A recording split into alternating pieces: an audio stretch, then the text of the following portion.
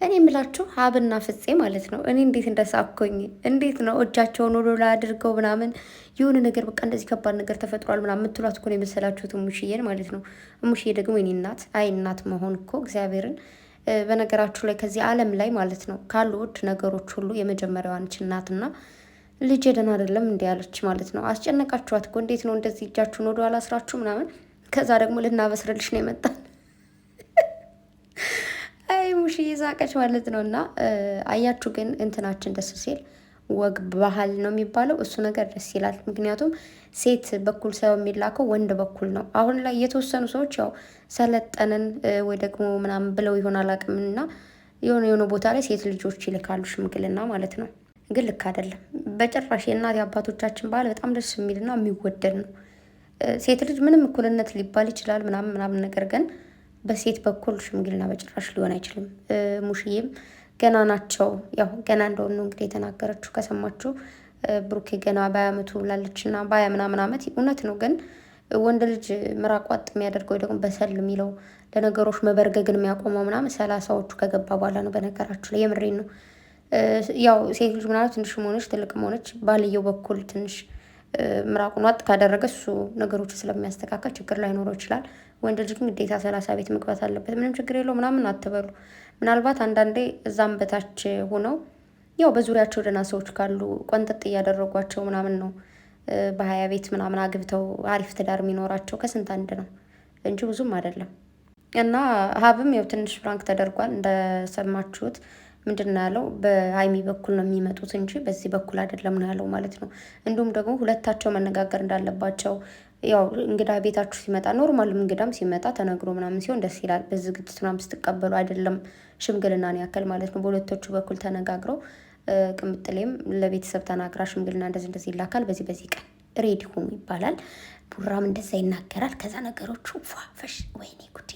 ምን ትዝ እንዳለኝ ታውቃላችሁ? ትዝ እንዳለኝ ሳይሆን የዛሬው ፕራንክና ቅምጥሌ ትናንት ኢንስታግራም ላይ ስቶሪ ያደረገችው ትንሽ ብቻ ትኩረት አድርግ እንጂ በቀልድ መሀል እውነቱን ትሰማለክ የሚል ነውና አሁን ምናልባት እቺ ሽማግሌ ምናምን የምትለው ሽምግልና የምትለው ነገር እንደ ፍራንክ አድርገው ያወሩን ሲመስለኝ በቅርቡ ሽምግልና የሚባለውን ነገር እናያለን እንሰማለን ማለት ነው። ምንድነው የሚባለው? እንሰማለን እናያለን አንፈርድም ነው የሚባል ንግግሮች እንደዛ መጥተው ነበረ። የምሬን ነው ቤተሰብ በቅርቡ ይሆናል ብዬ አስባለሁ። እግዚአብሔር ከእናንተ ጋር ይሁን። ያው ፈጣሪ ከፈቀደው አንዳንዴ ለምንድነው ፈጣሪ ከፈቀደው የምትሉስ ወይስ ደግሞ የኔ ልፋት የኔ ድካም እንጂ ፈጣሪ ከፈቀደው አይባልም ምናምን የምትሉ ሰዎች አላችሁና አንድ ነገር ልንገራችሁ።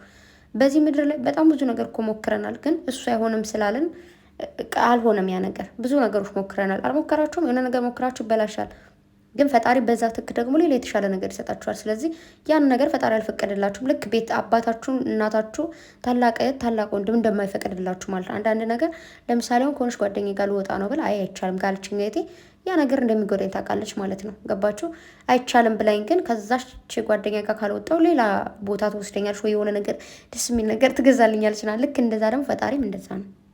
እንደዚህ እንደምታዩት ደግሞ እንግዲህ ሙሽራ አድርገዋቸው አሸሸው የሚል ሙዚቃ እያደረጋችሁ ደግሞ የምትፖስቷላችሁ እና ብቻ ያው እንግዲህ ያው አሁን የመጣው አፕሊኬሽን በጣም እኔ አንዳንዴ ግርም ይለኛል። ምን አይነት ጊዜ ላይ እንደደረስን አላውቅም። ጊዜው በጣም ያስፈራል። በጣም ከባድ ጊዜ ላይ ነው ያለ ነው።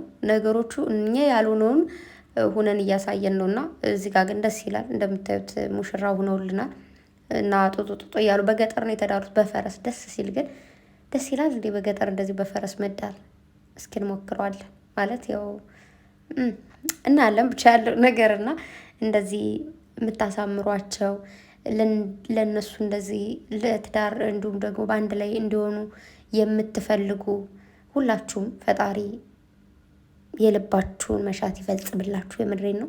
በአንድ ላይ ሁነዋል። ደግሞ ሰርጋቸው እንደዚህ ሽምግልናውም ተልኮ ደግሞ ለማየት ያብቃን። ሁሉም ነገር እንደ ባህሉ እንደ ወጉ ሲሆን ደስ የሚል ነገር አለው።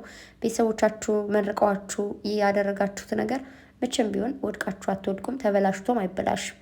ምንም ነገር ላይ ቤተሰቦቻችሁ የፈቀዱላችሁ እንዲሁም ደግሞ በቃ ልጄ ይቅናሽ፣ እስከ ዛሬ ከኔ ጋር ኖረሻል፣ እስከ ዛሬ ለእኔ እኔን አድርገሻል፣ ልጄ በቃ ይቅናሽ፣ ልጄ ይቅና፣ የተባረከ ትዳር ይሆንልሽ ይሆንልህ ተብላችሁ የሚደረግ ነገር በጣም ነው ደስ የሚለው።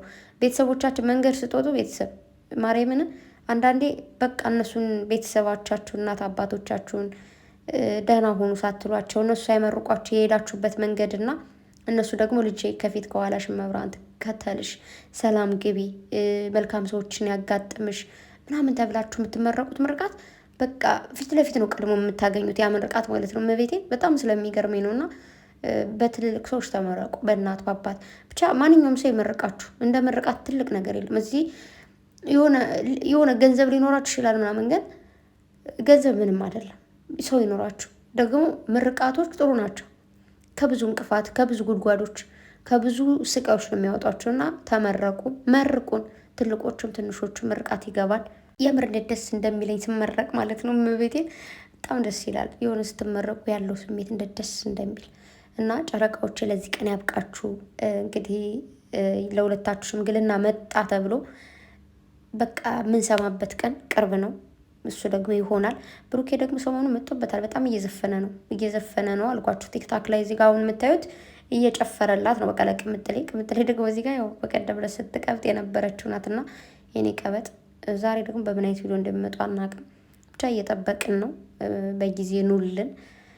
ውይ ሲመጡ ግን ደስ ሲል እግዚአብሔርን። አንዳንዴ ግን መልመድ ምን አይነት ነገር ነው?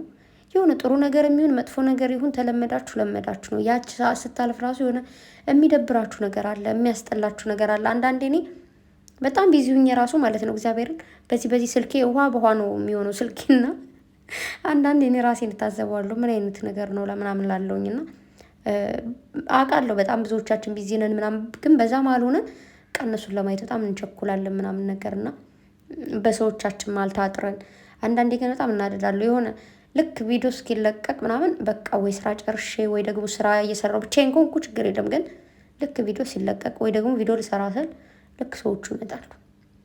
በዚህ ይህን ስጭኝ ናምጭ ወድስ ኧረ ምንድን ነው ትንሽ አትቆዩም እንደ ምናምን ነው ምንም ማድረግ ስለማይቻል ዝም እና ሀብ ደግሞ መጀመሪያ አንተ አግባ ተብለሃል። አንተ አግባ፣ እሱ ገና ልጅ ነው። አንተ ሽማግሌ ላክ፣ ከዛ ብሩኬ ይቀጥላል ማለት ነው። ብቻ ግን ያው እንደ ነገሮች እንደተስተካከሉት ነው። ትልቅ ትንሽ አይልም። ድሮ ቀረሱ ነገር። በተረፈ ሀብን 150 ኬ ያስገቡት ቤተሰብ በጣም ዘግይቷል። 150 ኬ ለመግባት 200 ኬ ለመግባትም እንደዚህ ነበር አዛ። አሁን ደግሞ 100 ያው አይ ነው ቶሎ ቪዲዮ አይለቅም፣ ቢዚ ነው እሱም ስራ ስለሆነ ምናምን። ብቻ ሁላችሁም በተቻላችሁ መጠን ሰብስክራይብ አድርጎ። በተረፈ ነው ቤተሰቦች በጣም ነው የምወዳችሁ፣ በጣም ነው የማከብራችሁ ከምላችሁ በላይ አላቅም። ብቻ ብዙ ኃላፊነትን እየሰጣችሁኝ እንደሆነ እየተሰማኝ ነው። ምንም ቃል የለኝም። እጅግ በጣም ነው ማከብራችሁ፣ በጣም ነው የምወዳችሁ። ስለ ሁሉ ነገር እግዚአብሔር ያክብርልኝ። ባላችሁበት ፈጣሪ ጠብቃችሁ፣ መብራን ጥላ ከለላት ሆናችሁ። ብቻ እግዚአብሔር ያክብርልኝ። በጣም ነው የምወዳችሁ። በኋላ እንገናኛለን። መልካም ጊዜ